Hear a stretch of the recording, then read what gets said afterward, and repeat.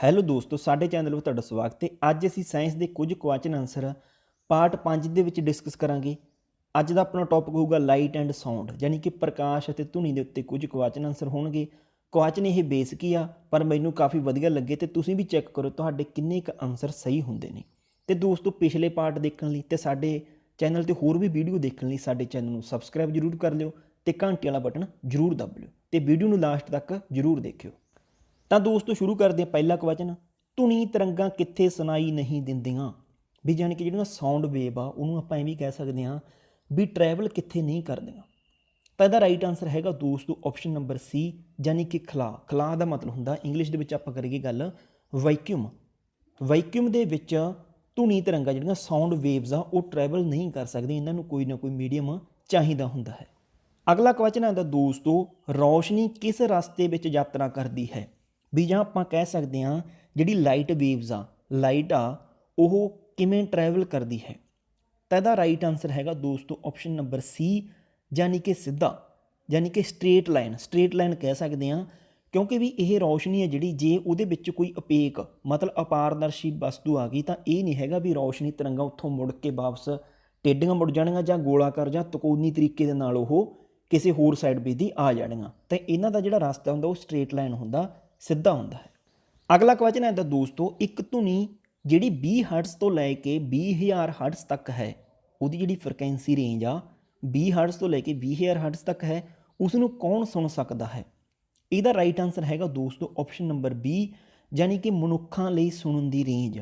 ਵੀ ਜਿਹੜੀ range 20 hertz ਤੋਂ ਲੈ ਕੇ 20,000 ਹਰਟਜ਼ ਤੱਕ ਆ ਜੇ ਉਹਨਾਂ ਨੂੰ ਮਨੁੱਖ ਸੁਣ ਸਕਦੇ ਹਨ, ਕਿਉਂਕਿ ਜੇ 20 ਹਰਟਜ਼ ਤੋਂ ਉੱਪਰ ਫ੍ਰੀਕੁਐਂਸੀ ਵਾਲੀ ਚਲੀ ਜਾਵੇ ਤਾਂ ਉਹਨਾਂ ਨੂੰ ਮਨੁੱਖ ਨਹੀਂ ਸੁਣ ਸਕਦਾ।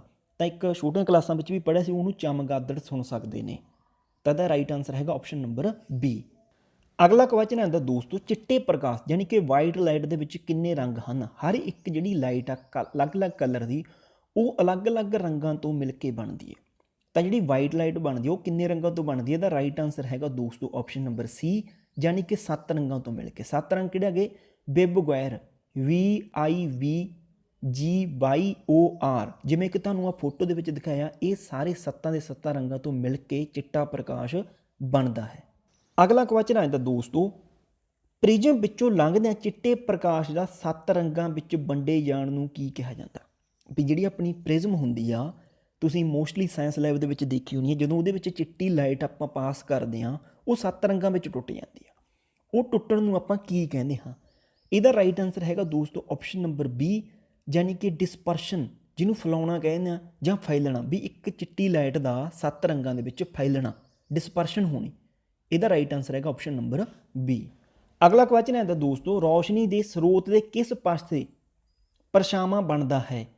ਵੀ ਕੋਈ ਲਾਈਟ ਦਾ ਸੋਰਸ ਆ, ਉਹਦੇ ਕਿਸ ਪਾਸੇ ਪਰਛਾਵਾਂ ਬਣਦਾ? ਤਾਂ ਇਹਦਾ ਰਾਈਟ ਆਨਸਰ ਹੈਗਾ ਦੋਸਤੋ ਆਪਸ਼ਨ ਨੰਬਰ ਏ, ਯਾਨੀ ਕਿ ਸਰੋਤ ਦੇ ਉਲਟ ਸਾਈਡ। ਵੀ ਜਿੱਧਰ ਰੌਸ਼ਨੀ ਦਾ ਸਰੋਤ ਆ, ਅੱਗੇ ਉਹਦੇ ਅਪੇਕ ਚੀਜ਼ ਆ ਜਿਹਦੇ ਵਿੱਚ ਦੀ ਪ੍ਰਕਾਸ਼ ਨਹੀਂ ਲੰਘਦਾ, ਉਸ ਤੋਂ ਲਾਈਟ ਤੋਂ ਉਲਟ, ਵੀ ਯਾਨੀ ਕਿ ਉਹਦੇ ਸਾਹਮਣੇ ਉਲਟ ਬਣਦਾ ਹੈ ਪਰਛਾਵਾਂ। ਤਾਂ ਜਿਵੇਂ ਕਿ ਫੋਟੋ ਵਿੱਚ ਤੁਸੀਂ ਦੇਖ ਸਕਦੇ ਹੋ। ਅਗਲਾ ਕੁਐਸਚਨ ਹੈ ਦੋਸਤੋ, ਹੇਠ ਲਿਖਿਆਂ ਵਿੱਚੋਂ ਕਿਹੜਾ ਸਹੀ ਹੈ? ਤਾਂ ਆਪਸ਼ਨ ਨੰਬਰ ਏ 'ਚ ਲਿਖਿਆ ਵਾਈਟ ਲਾਈਟ 7 ਰੰਗਾਂ ਦਾ ਸੁਮੇਲ ਹੈ, ਇਹ ਵੀ ਆਪਣਾ ਸਹੀ ਹੈ। ਲਾਈਟ ਹਮੇਸ਼ਾ ਇੱਕ ਸਿੱਧੀ ਲਾਈਨ ਵਿੱਚ ਯਾਤਰਾ ਕਰਦੀ ਹੈ ਜਾਂ ਟਰੈਵਲ ਕਰਦੀ ਹੈ, ਇਹ ਵੀ ਸਹੀ ਆਪਣਾ। ਰੌਸ਼ਨੀ ਖਲਾਅ ਵਿੱਚ ਯਾਤਰਾ ਕਰ ਸਕਦੀ ਹੈ, ਵੀ ਯਾਨੀ ਕਿ ਜਿਹੜੀ ਲਾਈਟ ਆ ਉਹ ਵੈਕਿਊਮ ਵਿੱਚ ਵੀ ਟਰੈਵਲ ਕਰ ਸਕਦੀ ਆ, ਇਹ ਵੀ ਆਪਣਾ ਸਹੀ ਆ। ਤਾਂ ਰਾਈਟ ਆਨਸਰ ਇਹਦਾ ਆ ਗਿਆ ਆਪਸ਼ਨ ਨੰਬਰ ਡੀ, ਯਾਨੀ ਕਿ ਉਪਰੋਕਤ ਸਾਰੇ ਆਪਣੇ ਸਹੀ ਆਨਸਰ ਹਨ। ਅਗਲਾ ਕੁਐਸਚਨ ਆਉਂਦਾ ਦੋਸਤੋ, ਬੱਦਲਾਂ ਦੇ ਗਰਜਣ 'ਤੇ, ਵੀ ਉਹਨੂੰ ਆਪਾਂ ਥੰਡਰ ਸਟੋਰਮ ਕਹਿੰਦੇ ਆ, ਵੀ ਜਦੋਂ ਬਿਜਲੀ ਲਕਸ਼ਦੀ ਆ ਅਸਮਾਨ ਦੇ ਵਿੱਚ, ਰੌਸ਼ਨੀ ਧਰਤੀ ਦੀ ਸਤ੍ਹਾ 'ਤੇ ਪਹਿਲਾਂ ਪਹੁੰਚ ਜਾਂਦੀ ਹੈ ਆਵਾਜ਼ ਨਾਲੋਂ। ਵੀ ਉਹ ਪਹਿਲਾਂ ਕਿਉਂ ਪਹੁੰਚਦੀ ਆ? ਇਹਦਾ ਰਾਈਟ ਆਨਸਰ ਹੈਗਾ ਦੋਸਤੋ ਆਪਸ਼ਨ ਨੰਬਰ ਬੀ, ਕਿਉਂਕਿ ਰੌਸ਼ਨੀ ਦੀ ਗਤੀ ਆਵਾਜ਼ ਦੀ ਗਤੀ ਨਾਲੋਂ ਬਹੁਤ ਜ਼ਿਆਦਾ ਹੈ। ਵੀ ਜਿਹੜੀ ਸਪੀਡ ਆਫ ਲਾਈਟ ਆ ਉਹ ਜ਼ਿਆਦਾ ਹੁੰਦੀ ਆ, ਗ੍ਰੇਟਰ ਆ ਸਪੀਡ ਆਫ ਸਾਊਂਡ ਨਾਲੋਂ। ਜਿਹੜੀ ਸਾਊਂਡ ਦੀ ਸਪੀਡ ਆ ਉਹਦੇ ਨਾਲੋਂ ਲਾਈਟ ਦੀ ਸਪੀਡ ਜ਼ਿਆਦਾ ਹੁੰਦੀ ਹੈ, ਇਸੇ ਕਰਕੇ ਆਪਾਂ ਨੂੰ ਆਵਾਜ਼ ਪਹਿਲਾਂ ਸੁਣਾਈ ਦਿੰਦੀ ਹੈ। ਅਗਲਾ ਕੁਐਸਚਨ ਆਉਂਦਾ ਦੋਸਤੋ, ਹੇਠ ਲਿਖਿਆਂ ਵਿੱਚੋਂ ਕਿਹੜਾ ਰੰਗ ਚਿੱਟੀ ਰੌਸ਼ਨੀ ਦਾ ਰੰਗ ਨਹੀਂ? ਵੀ ਜਿਹੜੀ ਵਾਈਟ ਲਾਈਟ ਹੁੰਦੀ ਆ ਉਹਦੇ ਵਿੱਚ ਕਿਹੜਾ ਰੰਗ ਨਹੀਂ ਹੁੰਦਾ? ਤਾਂ ਇਹਦਾ ਰਾਈਟ ਆਨਸਰ ਹੈਗਾ ਦੋਸਤੋ ਆਪਸ਼ਨ ਨੰਬਰ ਸੀ, ਯਾਨੀ ਕਿ ਕਾਲਾ ਰੰਗ। ਬਲੈਕ ਕਲਰ ਨਹੀਂ ਹੁੰਦਾ, ਬਾਕੀ ਜਿਹੜੇ ਤਿੰਨੇ ਕਲਰ ਆ ਇਹ ਵੀ ਹੁੰਦੇ ਤੇ 4 ਕਲਰ ਹੋਰ ਹੁੰਦੇ, ਟੋਟਲ 7 ਕਲਰ ਹੁੰਦੇ ਨੇ। ਅਗਲਾ ਕੁਐਸਚਨ ਹੈ ਤਾਂ ਦੋਸਤੋ, ਜੇ ਅਸੀਂ ਪਾਣੀ ਦੀ ਸਤ੍ਹਾ ਉੱਤੇ ਇੱਕ ਉੜਦੇ ਪੰਛੀ ਦੀ ਤਸਵੀਰ ਦੇਖਦੇ ਹਾਂ ਤਾਂ ਪ੍ਰਤੀਬਿੰਬ ਸਤ੍ਹਾ ਕਿਹੜੀ ਹੋਈ? ਪ੍ਰਤੀਬਿੰਬ ਦਾ ਮਤਲਬ ਹੁੰਦਾ ਵੀ ਕਿਹੜੀ ਰਿਫਲੈਕਟਿੰਗ ਸਰਫੇਸ ਹੋਇਆ ਵੀ ਜਿਹਦੇ ਉੱਤੇ ਇਮੇਜ ਬਣੀ। ਤਾਂ ਇਹਦਾ ਰਾਈਟ ਆਨਸਰ ਹੈਗਾ ਦੋਸਤੋ ਆਪਸ਼ਨ ਨੰਬਰ ਏ, ਜਾਣੀ ਕਿ ਪਾਣੀ ਦੀ ਸਤ੍ਹਾ। ਕਿਉਂਕਿ ਰਿਫਲੈਕਟਿੰਗ ਸਰਫੇਸ, ਰਿਫਲੈਕਟਿੰਗ ਦਾ ਮਤਲਬ ਹੁੰਦਾ ਜਿਵੇਂ ਮਿਰਰ, ਸ਼ੀਸ਼ਾ ਨਹੀਂ ਹੁੰਦਾ ਆਪਣਾ ਫੇਸ ਦੇਖਣ ਵਾਲਾ, ਉਹ ਇੱਕ ਰਿਫਲੈਕਟਿੰਗ ਸਰਫੇਸ ਹੈਗਾ ਜਿਹਦੇ ਤੇ ਇਮੇਜ ਬਣਦੀ ਹੈ। ਤਾਂ ਇਹਦਾ ਰਾਈਟ ਆਨਸਰ ਹੈ ਆਪਸ਼ਨ ਨੰਬਰ ਏ। ਅਗਲਾ ਕੁਐਸਚਨ ਹੈ ਤਾਂ ਦੋਸਤੋ, ਜਦੋਂ ਤੁਸੀਂ ਪੀਲੇ ਰੰਗ ਦੇ ਕੱਪੜੇ ਪਹਿਨਦੇ ਹੋ ਤਾਂ ਤੁਹਾਡਾ ਪਰਛਾਵਾਂ ਕਿਸ ਰੰਗ ਦਾ ਹੋਵੇਗਾ? ਇਹਦਾ ਰਾਈਟ ਆਨਸਰ ਹੈਗਾ ਦੋਸਤੋ ਆਪਸ਼ਨ ਨੰਬਰ ਸੀ, ਜਾਣੀ ਕਿ ਕਾਲਾ ਰੰਗ, ਬਲੈਕ ਕਲਰ ਦਾ। ਤਾਂ ਕੱਪੜੇ ਦੇ ਕਲਰ ਨਾਲ ਜਾਂ ਵਸਤੂ ਦੇ ਕੋਈ ਵੀ ਕਲਰ ਹੋਵੇ ਉਹਦੇ ਨਾਲ ਕੋਈ ਮੈਟਰ ਨਹੀਂ, ਕੋਈ ਵੀ ਕਲਰ ਹੋਵੇ ਉਹਦਾ ਪਰਛਾਵਾਂ ਸ਼ੈਡੋ ਆ ਜਿਹੜਾ ਹਮੇਸ਼ਾ ਉਹ ਬਲੈਕ ਕਲਰ ਦਾ ਹੋਵੇ। ਅਗਲਾ ਕੁਐਸਚਨ ਹੈ ਤਾਂ ਦੋਸਤੋ, ਪਰਛਾਵਾਂ ਲੰਬਾ ਕਿਸ ਦੌਰਾਨ ਹੁੰਦਾ ਹੈ? ਵੀ ਜਿਹੜਾ ਸ਼ੈਡੋ ਆ ਉਹਦੀ ਲੰਬਾਈ ਹੈ ਜਿਹੜੀ ਉਹ ਸਭ ਤੋਂ ਜ਼ਿਆਦਾ ਕਿਹੜੇ ਸਮੇਂ ਦੌਰਾਨ ਹੁੰਦੀ ਹੈ? ਇਹਦਾ ਰਾਈਟ ਆਨਸਰ ਹੈਗਾ ਦੋਸਤੋ ਆਪਸ਼ਨ ਨੰਬਰ ਸੀ, ਯਾਨੀ ਕਿ ਦੋਵੇਂ ਏ ਅਤੇ ਬੀ, ਯਾਨੀ ਕਿ ਸਵੇਰੇ ਅਤੇ ਸ਼ਾਮ ਨੂੰ।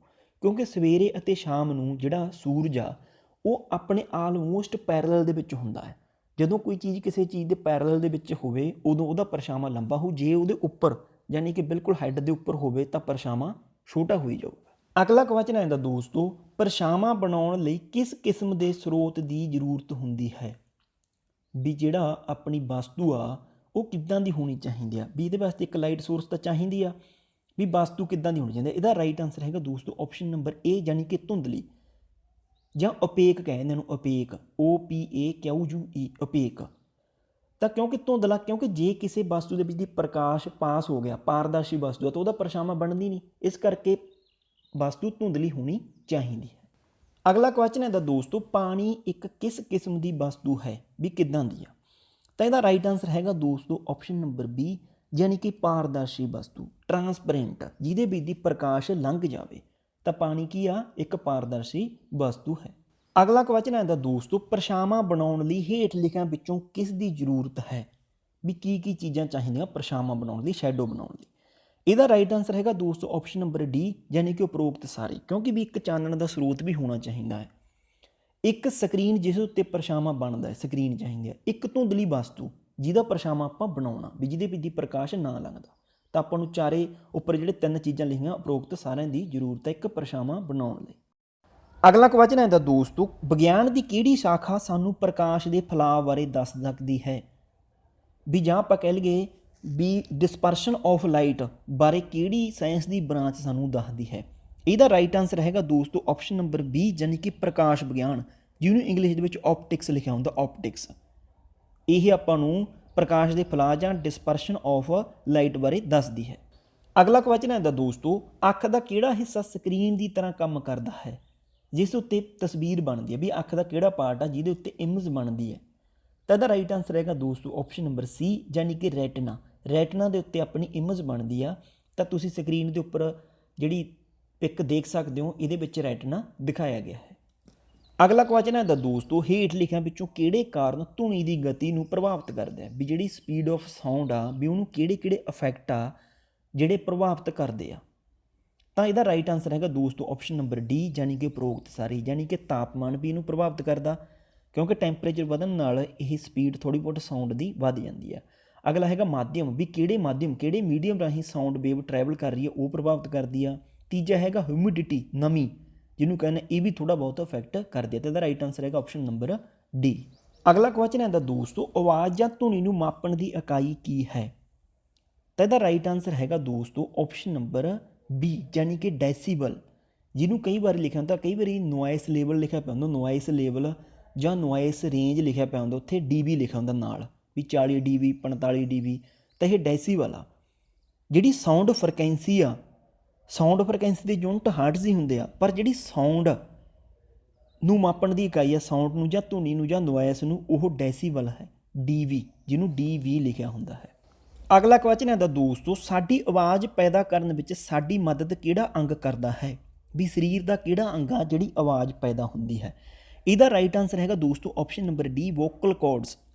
ਅਸਲ ਦੇ ਵਿੱਚ ਵੋਕਲ ਕੋਰਡ ਕੀ ਹੁੰਦੇ ਆ? ਵੋਕਲ ਕੋਰਡ ਜਿਸ ਨੂੰ ਆਪਾਂ ਵੋਕਲ ਫੋਲਡ ਵੀ ਕਹਿ ਦਿੰਦੇ ਹਾਂ ਜਾਂ ਆਵਾਜ਼ ਰੀਡਸ ਕਹਿ ਦਿੰਦੇ ਹਾਂ। ਗਲੇ ਵਿੱਚ, ਇਹ ਗਲੇ ਵਿੱਚ ਹੁੰਦੇ ਆ ਕਿ ਟਿਸ਼ੂਆਂ ਦੇ ਫੋਲਡ ਬਣੇ ਹੁੰਦੇ ਆ, ਜੋ ਵੋਕੇਸ਼ਨਲ ਦੁਆਰਾ ਆਵਾਜ਼ਾਂ ਬਣਾਉਣ ਦੇ ਵਿੱਚ ਮਹੱਤਵਪੂਰਨ ਹੁੰਦੇ ਆ। ਆਵਾਜ਼ਾਂ ਬਣਾਉਂਦੇ ਆ ਜਦੋਂ ਆਪਾਂ ਇਹਦੇ ਵਿੱਚ ਵਾਈਬ੍ਰੇਸ਼ਨ ਹੁੰਦੀ ਆ ਉਦੋਂ ਟਿਸ਼ੂਆਂ ਦੇ ਫੋਲਡਾਂ ਦੇ ਵਿੱਚ।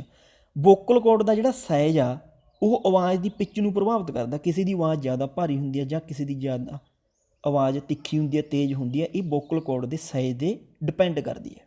ਅਗਲਾ ਕੁਐਸਚਨ ਹੈ ਤਾਂ ਦੋਸਤੋ, ਵਿਗਿਆਨ ਦੀ ਸ਼ਾਖਾ ਜੋ ਧੁਨੀ ਦੇ ਅਧਿਐਨ ਨਾਲ ਸੰਬੰਧਿਤ ਹੈ, ਵੀ ਜਿਹੜੀ ਸਾਇੰਸ ਦੀ ਕਿਹੜੀ ਬ੍ਰਾਂਚ ਆ ਜਿਹੜੀ ਸਾਊਂਡ ਦੇ ਰਿਲੇਟਡ, ਸਾਊਂਡ ਨਾਲ ਸੰਬੰਧਿਤ ਹੈ। ਇਹਦਾ ਰਾਈਟ ਆਨਸਰ ਹੈਗਾ ਦੋਸਤੋ ਆਪਸ਼ਨ ਨੰਬਰ ਬੀ, ਯਾਨੀ ਕਿ ਧੁਨੀ ਵਿਗਿਆਨ, ਜਿਹਨੂੰ ਅਕੋਸਟਿਕਸ ਕਹਿ ਦਿੰਦੇ ਆ, ਇੰਗਲਿਸ਼ ਦੇ ਵਿੱਚ ਅਕੋਸਟਿਕਸ ਕਹਿ ਦਿੰਦੇ ਆ, ਧੁਨੀ ਵਿਗਿਆਨ। ਅਗਲਾ ਕੁਐਸਚਨ ਆਉਂਦਾ ਦੋਸਤੋ, ਇੱਕ ਬੰਸਰੀ ਜਿਹਨੂੰ ਆਪਾਂ ਫਲੂਟ ਕਹਿੰਦੇ ਆ, ਵਿੱਚੋਂ ਉੱਡਦੀ ਹਵਾ ਜਿਹੜੀ ਆਪਾਂ ਉਹਦੇ ਵਿੱਚ ਮਾਰਦੇ ਹਾਂ, ਫੂਕ ਮਾਰਦੇ ਹਾਂ, ਉਹਦੇ ਰਾਹੀਂ ਹਵਾ ਰਾਹੀਂ ਆਵਾਜ਼ ਕਿਵੇਂ ਪੈਦਾ ਹੁੰਦੀ ਹੈ। ਇਹਦਾ ਰਾਈਟ ਆਨਸਰ ਹੈਗਾ ਦੋਸਤੋ ਆਪਸ਼ਨ ਨੰਬਰ ਸੀ, ਯਾਨੀ ਕਿ ਹਵਾ ਦੇ ਕੰਬਣ ਨਾਲ, ਵਾਈਬ੍ਰੇਸ਼ਨ ਆਫ ਏਅਰ। ਜਦੋਂ ਏਅਰ ਦੇ ਵਿੱਚ ਵਾਈਬ੍ਰੇਸ਼ਨ ਪੈਦਾ ਹੁੰਦੀ ਹੈ ਉਹਦੇ ਨਾਲ ਸਾਊਂਡ ਵੇਵਜ਼ ਪ੍ਰੋਡਿਊਸ ਹੁੰਦੀਆਂ ਨੇ। ਅਗਲਾ ਕੁਐਸਚਨ ਆਉਂਦਾ ਦੋਸਤੋ, ਉਹ ਵਸਤੂ ਜਿਸ ਦੇ ਵਿੱਚੋਂ ਦੀ ਪ੍ਰਕਾਸ਼ ਦੀ ਕੁਝ ਮਾਤਰਾ ਨੂੰ ਲੰਘਾਇਆ ਜਾ ਸਕਦਾ ਹੈ, ਵੀ ਕੁਝ ਕੁ ਮਾਤਰਾ ਤਾਂ ਜਿਹੜੀ ਲਾਈਟ ਦੀ ਉਹ ਲੰਘ ਜਾਂਦੀ ਹੈ ਪਰ ਕੁਝ ਮਾਤਰਾ ਨਹੀਂ ਲੰਘਦੀ, ਉਹਨੂੰ ਕੀ ਕਹਿੰਦੇ ਆ। ਇਹਦਾ ਰਾਈਟ ਆਨਸਰ ਹੈਗਾ ਦੋਸਤੋ ਆਪਸ਼ਨ ਨੰਬਰ ਸੀ, ਯਾਨੀ ਕਿ ਅਰਧ ਪਾਰਦਰਸ਼ੀ ਵਸਤੂ, ਵੀ ਜਿਹਦੇ ਵਿੱਚ ਥੋੜ੍ਹਾ ਪ੍ਰਕਾਸ਼ ਲੰਘ ਜਾਂਦਾ। ਜਿਵੇਂ ਕਿ ਆਪਾਂ ਐਗਜ਼ਾਮਪਲ ਦੇ ਤੌਰ 'ਤੇ ਪੇਪਰ ਦੇ ਉੱਤੇ ਜਾਂ ਕਾਗਜ਼ ਦੇ ਉੱਤੇ ਤੇਲ ਲਗਾ ਲਈਏ ਤਾਂ ਉਹ ਇੱਕ ਅਰਧ ਪਾਰਦਰਸ਼ੀ ਵਸਤੂ ਬਣ ਜਾਂਦੀ ਹੈ, ਜਾਂ ਜਿਵੇਂ ਟਰੇਸ ਪੇਪਰ ਹੁੰਦਾ ਹੈ। ਤਾਂ ਦੋਸਤੋ ਅੱਜ ਲਈ ਇੰਨਾ ਹੀ। ਜੇ ਤੁਹਾਨੂੰ ਵੀਡੀਓ ਚੰਗੀ ਲੱਗੀ, ਵੀਡੀਓ ਨੂੰ ਲਾਈਕ ਸ਼ੇਅਰ ਜ਼ਰੂਰ ਕਰੋ ਅਤੇ ਕਮੈਂਟ ਕਰਕੇ ਜ਼ਰੂਰ ਦੱਸਿਓ ਤੁਹਾਨੂੰ ਕਿਹੜੇ ਆਨਸਰ ਤੁਹਾਡੇ ਸਹੀ ਸੀ। ਅਤੇ ਦੋਸਤੋ ਹੋਰ ਵੀ ਸਬਜੈਕਟ 'ਤੇ ਜੇ ਤੁਹਾਨੂੰ ਵੀਡੀਓ ਚਾਹੀਦਾ ਤਾਂ ਸਾਨੂੰ ਕਮੈਂਟ ਕਰਕੇ ਜ਼ਰੂਰ ਦੱਸਿਓ। ਅਤੇ ਦੋਸਤੋ ਜੇ ਤੁਸੀਂ ਸਾਡੇ ਚੈਨਲ 'ਤੇ ਪਹਿਲੀ ਵਾਰ ਹੋ ਤਾਂ ਚੈਨਲ ਨੂੰ ਸਬਸਕ੍ਰਾਈਬ ਜ਼ਰੂਰ ਕਰ ਲਿਓ ਅਤੇ ਘੰਟੀ ਵਾਲਾ ਬਟਨ ਜ਼ਰੂਰ ਦਬ ਲਿਓ ਤਾਂ ਕਿ ਤੁਹਾਨੂੰ ਹਰ ਵੀਡੀਓ ਦੀ ਨੋਟੀਫਿਕੇਸ਼ਨ ਮਿਲਦੀ ਰਹੇ। ਵੀਡੀਓ ਦੇਖਣ ਲਈ ਤੁਹਾਡਾ ਬਹੁਤ ਬਹੁਤ ਧੰਨਵਾਦ। ਜੈ ਹਿੰਦ।